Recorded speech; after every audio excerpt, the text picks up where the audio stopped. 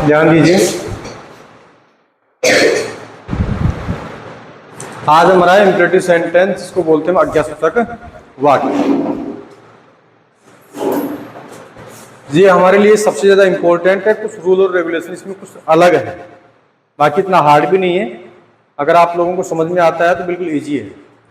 Imperative sentence को समझने की दृष्टि से 5 भागों में बांटा गया है। हालांकि वैसे कोई इसके ऑथेंटिक प्रकार नहीं है।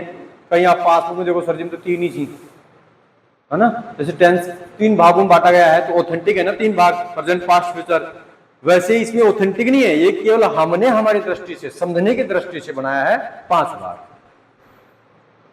तो पहला है प्लीज काइंडली से शुरू होने वाला, दूसरा डू या डू नॉट से शुरू होने वाला, डोंट से शुरू होने वाला, मेन वर्ब की फर्स्ट फॉर्म से शुरू होने वाला वाक्य, लेट अस से शुरू होने वाले वाक्य और लेट अस के बिना शुरू होने वाले वाक्य। ये 5 भाग हैं, जिसमें से पहला है प्लीज काइंडली से शुरू होने वाला वाक्य। रूल नंबर फर्स्ट में लिखा है कि रिपोर्टिंग वर्ब के सेंटेंस में आई हुई वर्ब, अब इसमें सैड ही आती है अधिकतर 99% तो, है ना। तो जो वर्ब आई है उसको रिपोर्टेड स्पीच के सेंटेंस के भाव के अनुसार, और ध्यान दीजिएगा अगर रिपोर्टेड स्पीच के सेंटेंस की शुरुआत प्लीज व काइंडली से है तो दोनों का अर्थ रिक्वेस्ट का है, तो भाव क्या रहेगा, ओनली फॉर रिक्वेस्ट का। तो आपको तो बिना सोचे समझे क्या कर देना है, रिक्वेस्टेड लिख देना है, बदल दिया जाता है। कंजक्शन वर्ड प्लीज और काइंडली, 2 शब्द जो कंजक्शन के रूप में यहाँ पे वैसे आए हैं, इनको हम क्या कर देंगे, हटा देंगे। समझ रहे हो, एग्जाम्पल जैसे प्लीज आ गया, इसको हमने क्या कर दिया है, हटा दिया, और कंजक्शन वर्ड क्या लगा दिया हमने, टू का प्रयोग किया जाता है। Are you understand?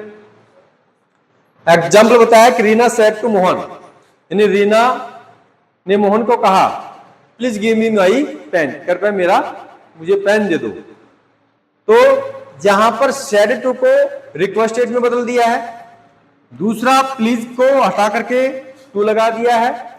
अब यहां पे देखना है बाकी के जो रूल हैं, यहां पे अधिकतर टेंस से संबंधित परिवर्तन आप लोगों का नहीं होगा, लेकिन प्रोनाउन से संबंधित परिवर्तन और समय व दूरी से संबंधित परिवर्तन आपका होगा इसमें।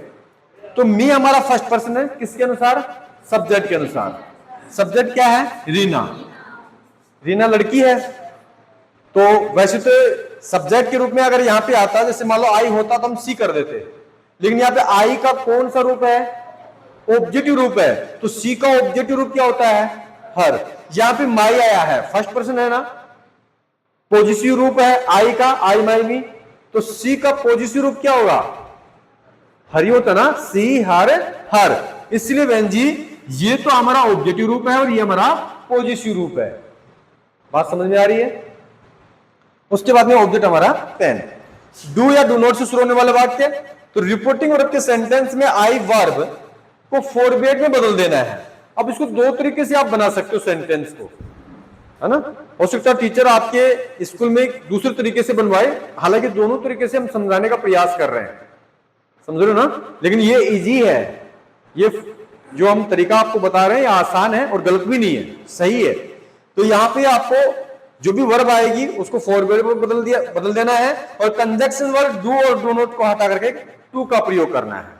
अब दूसरे तरीके में क्या होगा कि यहां पर डू और डू नॉट को नहीं हटाया जाएगा, डू या डू नॉट को नहीं हटाया जाएगा, और लास्ट में प्रश्नवाचक चिन्ह भी लगाया जाएगा। नमस्कार भैया, सुनाओ। अच्छा वो आइए 5 मिनट बैठ जाए ना, मैं समझ, तू बैठ जा, अंदर बैठ जा, बैठो साहब उधर बैठो।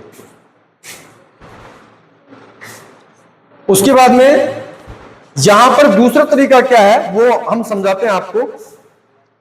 The girl said the boy, यानी लड़की ने किससे कहा, लड़के से कहा, क्या, डोंट टच मी, कहने का मतलब मुझे स्पर्श मत करो। यहां पर सेड टू को किस में बदल दिया हमने, फॉरवर्ड में बदल दिया। अब ध्यान देना है, अगर मान लो दूसरे तरीके से बनाना है तो इसका जो भाव है ना, उस भाव के अनुसार सेड टू को बदलना है, फॉरवर्ड नहीं लिखना होगा आप लोगों को, किस में बदलना है। अब यहाँ पे मतलब स्पर्श नहीं करना, ये क्या एक प्रकार से आदेश है, ऑर्डर है। तो यहाँ पे क्या कर देंगे, the girl ordered the boy. उसके बाद में हम क्या काम करने वाले हैं, डू नॉट को हटाएंगे नहीं, डू नॉट को सेम रखेंगे, और यहां पर जो कंजक्शन वर्ड है हम दैट का प्रयोग करेंगे, टू का प्रयोग नहीं करने वाले।